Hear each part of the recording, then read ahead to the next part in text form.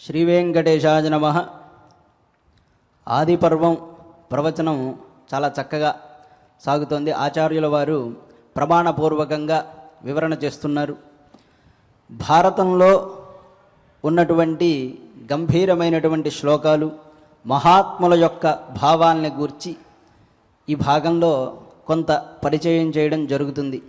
అసలు ఇందులోనే ఒక మాట చెప్తారు, శ్రుత్వాహంతా విచిత్రార్థా మహాభారత సంశ్రితా. మనం చదువుకున్న దాంట్లోనే ఉంది.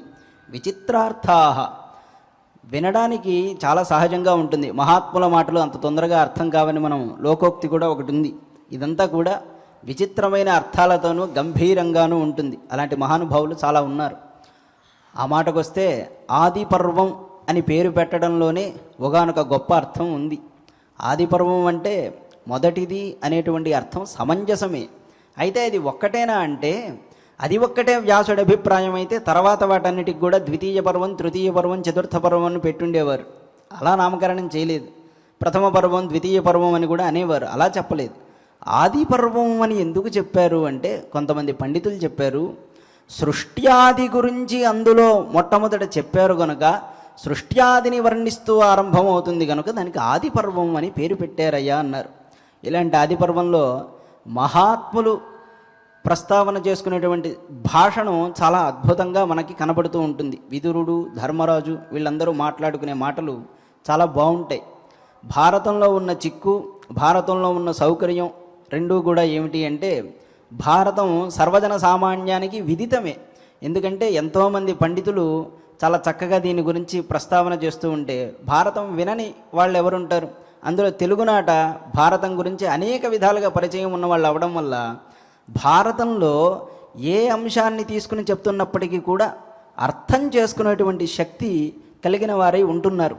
కనుక ఆది పర్వంలోనే ఒకానొక సంఘటనని తీసుకుని అసలు మహాత్ముల భాషణం ఎంత గూఢంగా ఉంటుంది అనేటువంటి విషయాన్ని మనం ప్రస్తావన చేసుకుందాం. పాండవులు కొంతకాలం ఇలా రాజ్య పరిపాలన చేసుకుంటూ హాయిగా ఉన్న సందర్భంలో దుర్యోధనుడు పాండవులపైన అసూయపడి వాళ్ళందరినీ కూడా వారణావతం అనేటువంటి చోటికి పంపించి లక్క ఇంట్లో వాళ్ళందరినీ తగలబెట్టాలని అనుకుంటాడు. మనకి కథాభాగం అంతా తెలుసు. అయితే శ్లోకాలలో ఉన్నటువంటి రమణీయత, అందులో ఉన్నటువంటి గూఢత తెలియదు కనుక దాన్ని గురించి మనం పరిచయం చేసుకుంటున్నాం. లక్క ఇంట్లో పాండవుల్ని తగలబెట్టాలనుకుని దుర్యోధనుడు ఏం చేస్తాడంటే పురోచనుడు అనబడేటువంటి వాడిని ముందుగానే వీళ్ళు ఎక్కడ నివాసం చేస్తున్నారో అక్కడికి పంపించి అందుకు అనువైనటువంటి ఇంటిని, అంటే తగలబెట్టడానికి అనువైనటువంటి ఇంటిని ఏర్పాటు చేయమని చెప్తాడు. చెప్పి ఆ పురోచనుడు అనబడేటువంటి వాడిని వీళ్ళ పక్కనే ఉంచుతాడు. అంటే వీళ్ళ కాపలాగా వెన్నుపోటు పొడవడం కోసం వీళ్ళ పక్కనే ఉంచుతాడు. ఇది ఇలా సాగుతూ ఉంటుంది. ఇదంతా తెలుసుకున్నది ఎవరు అంటే విదురుడు. విదురుడికి ముందే అనుమానం వస్తుంది. మహాత్ములు సామాన్యులు గారు, అవతల వాళ్ళ హృదయాన్ని పసిగట్టినప్పటికీ కూడా తొందరగా బయటపడరు. అందుకే ధర్మరాజుని చాలా చక్కగా హెచ్చరిస్తారు. వారణావతం వెళ్తున్న సందర్భంలో అనేకమైనటువంటి విషయాలు ప్రస్తావన చేస్తూ చాలా గూఢంగా హెచ్చరిస్తారు. అవి ఎలా ఉంటుందట, సామాన్యంగా వింటున్న వాళ్ళకి మామూలుగా ఏదో జాగ్రత్త చెప్తున్నారులే అన్నట్టు ఉంటుంది. అందులో గూఢమైన అర్థం ఏంటి తెలియదు. కానీ ధర్మరాజుకి మాత్రమే అందులో ఉండేటువంటి విషయం అర్థమవుతుంది. ఆయన ఎంత గూఢంగా సంభాషణ చేశారంటే పక్కనున్న భీముడికి, అర్జునుడికి, కుంతికి కూడా ఆ విషయాలు అర్థం కావు. అది ధర్మరాజుకు మాత్రమే అర్థమైతే తర్వాత చెప్తారు ఆ విషయాన్ని. విదురుడు నీతో ఏదో మాట్లాడాడు కదా, అది కాస్త మాకు చెప్తే మేం కూడా అర్థం చేసుకుంటాం అంటారు వాళ్ళు. పక్కన ఉన్న భీమాదులందరూ కూడా అంత గూఢంగా ఏం మాట్లాడాడయ్యా అంటే ఒకసారి శ్లోకాన్ని చెప్తేనే మీకు అర్థమవుతుంది. ఆ పదజాలమే ఎలా ఉందో తెలుస్తుంది. నిన్న మనం ఒక మాట అనుకున్నాం, గణపతి లేఖకులు కదా భారతానికి వినాయక స్వామి వారు, ఆయన కూడా క్షణకాలం ఆగారట. ఇది ఎలా చెప్తున్నారు అని, అంటే అంత గూఢంగా చెప్పారని. ప్రాజ్ఞ ప్రాజ్ఞ ప్రలాపజ్ఞ ప్రలాపజ్ఞమిదం వచ ప్రాజ్ఞం ప్రాజ్ఞ ప్రలాపజ్ఞ ప్రలాపజ్ఞం వచో బ్రవీద్ అంటాడు. మనకేమన్నా అర్థమవుతుందా? ఇందులో చెప్తున్న విషయం ఏంటంటే బుద్ధిమంతుడు బుద్ధిమంతుల భావాన్ని అర్థం చేసుకోగలిగిన వాడు, బుద్ధిమంతుల్లో శ్రేష్ఠుడైన విదురుడు బుద్ధిమంతులు మాటల్ని అర్థం చేసుకోగలిగిన ధర్మరాజుతో మాట్లాడాడన్నారు. ఏమని మాట్లాడాడట?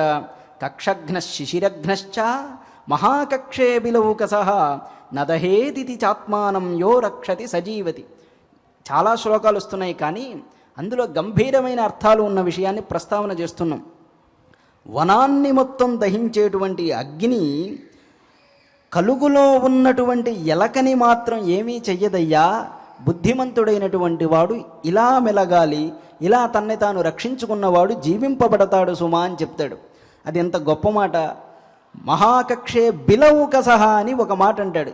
సంస్కృతంలో ఆ గూఢంగా మాట్లాడడానికి కొన్ని పద్ధతులను అనుసరిస్తారు.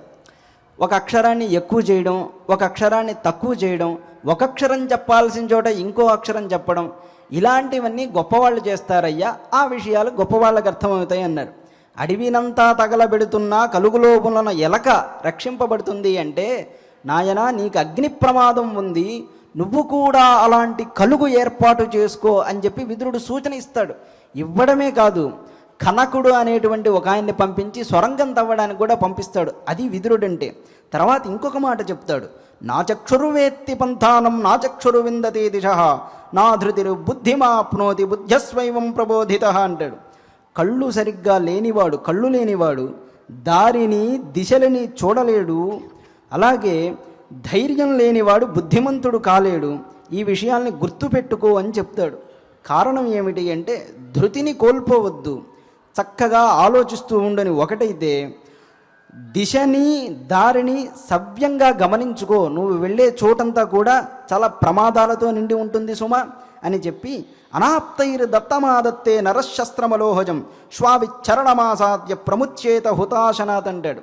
ఆప్తుడు కానివాడి చేత ఏదైనా అలోహమైనటువంటి శస్త్రములు ఇస్తే, అంటే ఏదో దారిలో పోతూ ఇది మీకు ఉపయోగపడుతుందని ఇస్తే పొరపాటును స్వీకరించద్దు సుమా, పరిశీలన చెయ్యాలి అంటాడు. ఎలా పరిశీలన చెయ్యాలంటే, ఉదాహరణగా ఒక కుక్కని చెప్తాడు. అది ఊరికే ఓ పెట్టును వదలదు కదా ఇంటికి వచ్చిన వాళ్ళని కూడా.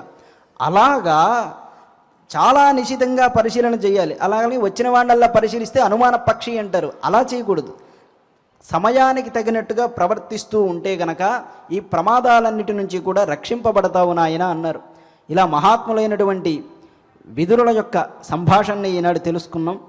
తర్వాత గోవిందనామాల్ని ఇప్పుడు గానం చేస్తారు, విని తరిద్దాం.